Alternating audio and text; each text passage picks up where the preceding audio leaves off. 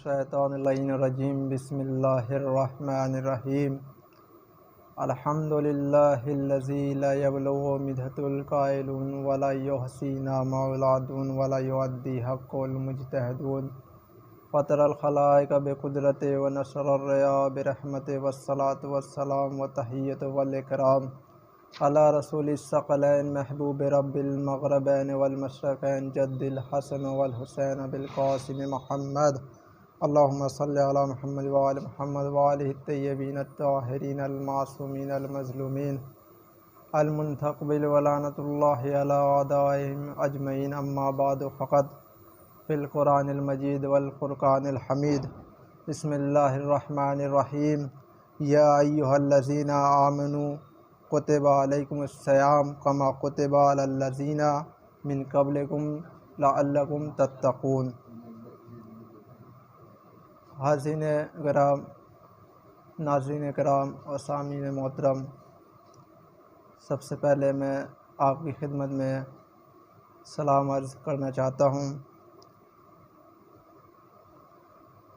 اس سے پہلے کہ میں اپنے گفتگو کا آغاز کروں اور جس موضوع پہ مجھے بیان کرنا ہے وہ بیان کروں، اس سے پہلے کہ میں جناب آصف رضوی گوپال پوری صاحب کا شکریہ ادا کرنا چاہتا ہوں کہ انہوں نے مجھ جیسے طالب علم کو یہ موقع فراہم کیا کہ ان کے چینل کے ذریعے ماہ مبارک کے متعلق لوگوں تک پیغام پہنچے۔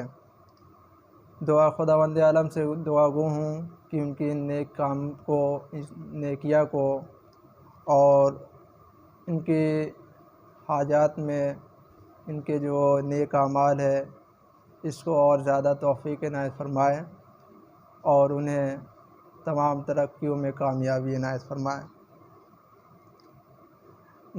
موضوع بیان یہ ہے کہ ماہ مبارک رمضان المبارک اور قرآن مجید کی عظمت۔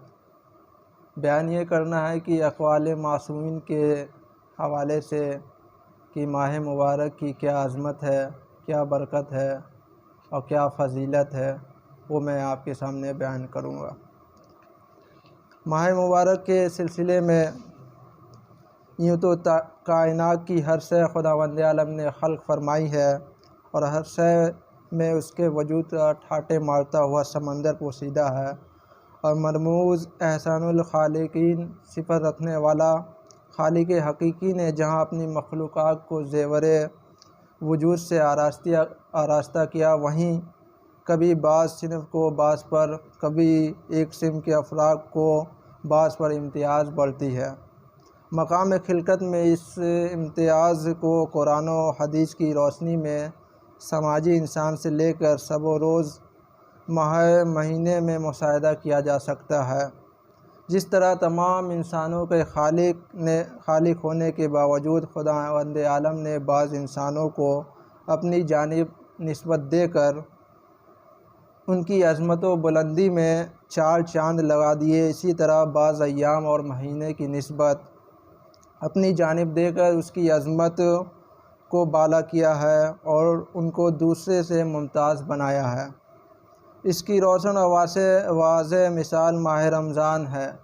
یوں تو اللہ نے تمام ماہ خلق فرمائے، تمام مہینے خلق فرمائے، لیکن جو خصوصیت ماہ رمضان المبارک کی ہے وہ کسی مہینے کی نہیں ہے۔ اس کی عظمت کے لیے اتنا ہی کافی ہے کہ اس کی نسبت خداوند عالم نے اپنی جانب دی ہے اور معرف اسلامی میں اسے شہر اللہ کے نام سے یاد کیا گیا۔ اس کی عظمت و برتری کا اندازہ اس کے دن، ان کے صفات سے، کمالات سے لگایا جا سکتا ہے، جو قرآن و حدیث نے متعدد مقامات پر طریقوں سے بیان ہوئے ہیں۔ ان کی صفات و کمالات کو یکجا کر کے ماہ رمضان کا دوسرے مہینے اور روزے کا دوسری عبادتوں میں ممتاز بنایا جا سکتا ہے۔ اب آئیے ماہ رمضان المبارک کے جو فضائل و فضیلت اور جو برکات ہے وہ ائمہ معصومین کے قول کے مطابق بیان کیا جائے۔ اس سے پہلے کہ میں نے جس آیت کا ترجمہ تلاوت کی آپ کے سامنے میں، اس کا ترجمہ بیان کر دوں اپنے چھوٹے بھائیوں کے لیے کہ یا ایھا آمنوا کتب علیکم الصیام کما کتب علی الذین من قبلکم لعلکم تتقون۔ صاحبان ایمان، تمہارے اوپر روزے اسی طرح لکھ دیے گئے ہیں جس طرح تمہارے پہلے والوں پر لکھے گئے تھے۔ کیوں؟ اس لیے کہ لعلکم تتقون، شاید تم اسی طرح متقی بن جاؤ۔ رمضان المبارک ہمارے لیے ایک مکمل دستور حیات ہے۔ پیغمبر اکرم نے ارشاد فرمایا کہ رمضان المبارک کو رمضان المبارک کیوں کہتے ہیں؟ تو پیغمبر نے فرمایا رمضان المبارک کو رمضان المبارک اس لیے کہتے ہیں کہ گناہوں کو جلا دیتا ہے، گناہوں کو جلا دیتا ہے۔ امام محمد باقر علیہ السلام نے ارشاد فرمایا کہ ہر چیز کی ایک بہار ہوتی ہے اور ماہ رمضان المبارک کی بہار قرآن کریم ہے۔ قرآن کریم کے سلسلے میں تھوڑا بعد میں بیان کروں گا۔ پیغمبر اکرم نے ارشاد فرمایا، پھر پیغمبر اکرم نے ایک جگہ ارشاد فرمایا کہ اگر لوگوں کو پتہ چل جاتا کہ رمضان المبارک میں کیا ہے تو یہی چاہتے کہ پورے سال رمضان المبارک ہی رہے۔ اس سے اندازہ لگایا سکتا ہے کہ ماہ مبارک کا کیا عظمت ہے ماہ رمضان المبارک کی۔ پھر دوسری جگہ پیغمبر اکرم نے ارشاد فرمایا کہ ماہ رمضان المبارک ماہ خدا ہے اور ایسا مہینہ ہے جس میں خداوند عالم نیکیوں کو دوبھر کر دیتا ہے اور برائیوں کو اس مہینے سے مٹا دیتا ہے۔ امام رضا علیہ السلام نے ارشاد فرمایا کہ نیکیاں ماہ رمضان المبارک میں قبول کی جاتی ہیں اور برائیاں بخش دی جاتی ہیں۔ پھر آئیے امام صادق علیہ السلام نے ارشاد فرمایا کہ خدا نے روزہ کو واجب کیا تاکہ امیر و غریب کے درمیان مساوات قائم رہے۔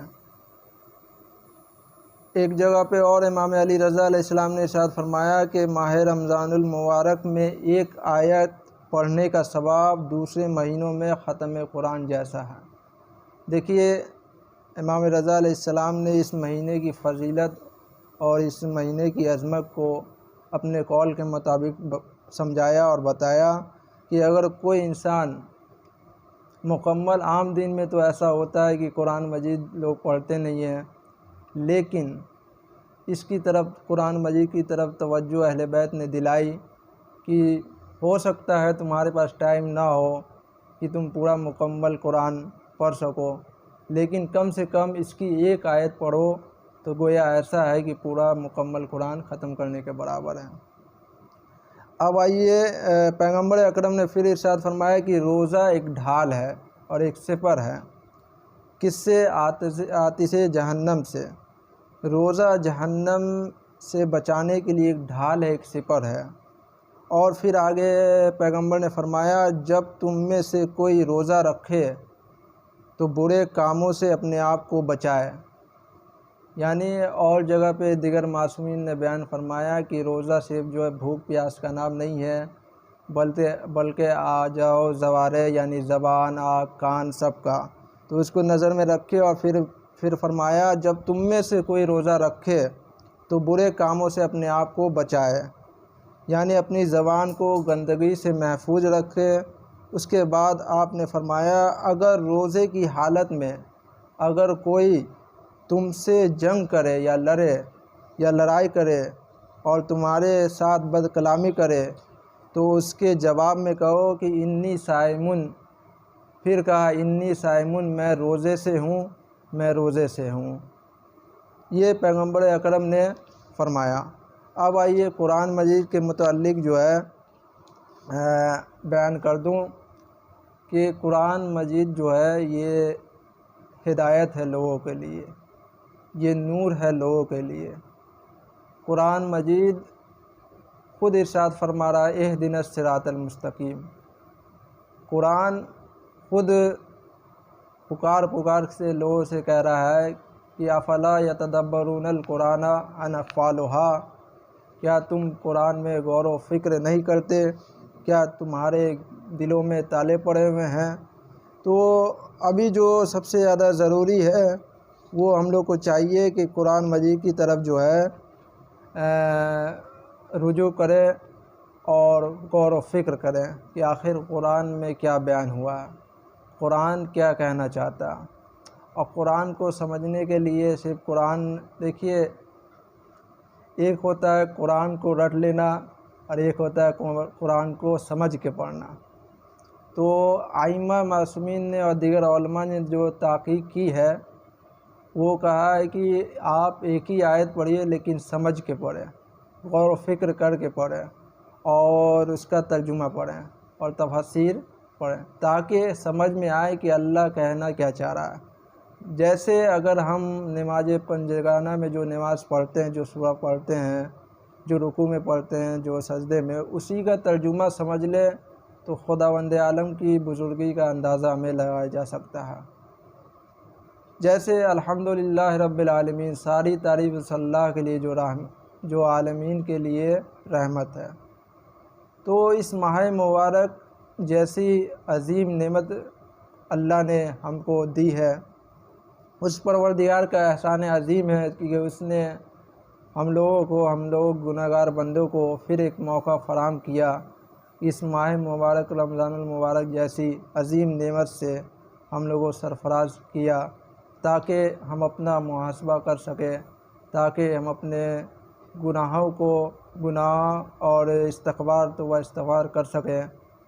تو یہ عظیم ماہ مبارک رمضان المبارک کا مہینہ ہے جس کو اللہ نے قرآن میں کہا شہر اللہ، یہ میرا مہینہ ہے، اور اس کی آیت، اس کے دن، اس کے رات، اس میں سونا عبادت ہے، اس کی راتیں سب راتوں سے افضل، اس کے دن سارے دنوں سے افضل۔ رمضان المبارک روزہ صرف کھانے پینے اور پرہیز کرنے کا نام نہیں ہے بلکہ زبان کو جھوٹ بولنے سے روکنے کا نام ہے۔ بعض اوقات ہوتا ہے کہ ہم لوگ جو ہے روزہ رکھ کے بازار ہو یا کہیں بھی ہو چلے جاتے ہیں، لیکن سمجھتے ہیں کہ چلو بھوک پیاس ہم نے کھانا پینا نہیں کھایا ہمارا روزہ ہو گیا۔ لیکن ائمہ معصومین نے جو اس کی طرف جو ہے رجوع کیا ہے، جو لوگوں کو بتایا ہے کہ جو ہے روزے کی حالت میں آپ کوئی ایسا کام نہ کریں جس کی وجہ سے آپ کا روزہ باطل ہو، جس کی وجہ سے آپ کے روزے میں کوئی عیب پوشیدہ ہو۔ تو قرآن مجید کے سلسلے میں جو ہے انشاءاللہ کبھی اور بیان ہوگا۔ یہ قرآن ہدایت ہے لوگوں کے لیے، اور زیادہ سے زیادہ مومنین کرام سے میں درخواست کروں گا کہ اس ماہ مبارک میں اگر ائمہ معصومین کی حدیث کے مطابق، میں نہیں کہہ رہا، ائمہ معصومین نے زیادہ رجوع کیا ہے کہ اس مہینے میں زیادہ سے زیادہ اگر کوئی کام کیا جائے وہ تو تلاوت قرآن کریم کی جائے۔ انشاءاللہ مومنین میری اس بات کو ذہن میں محفوظ رکھتے ہوئے اس بات پہ عمل کریں گے، اور انشاءاللہ میں بھی کروں گا۔ فقط والسلام ورحمۃ اللہ وبرکاتہ۔